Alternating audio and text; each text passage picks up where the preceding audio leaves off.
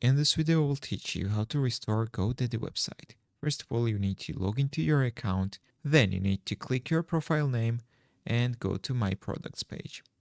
After that, you need to scroll down and look for the websites and marketing section right here and click on Manage on the website you want to restore. So for example, this one.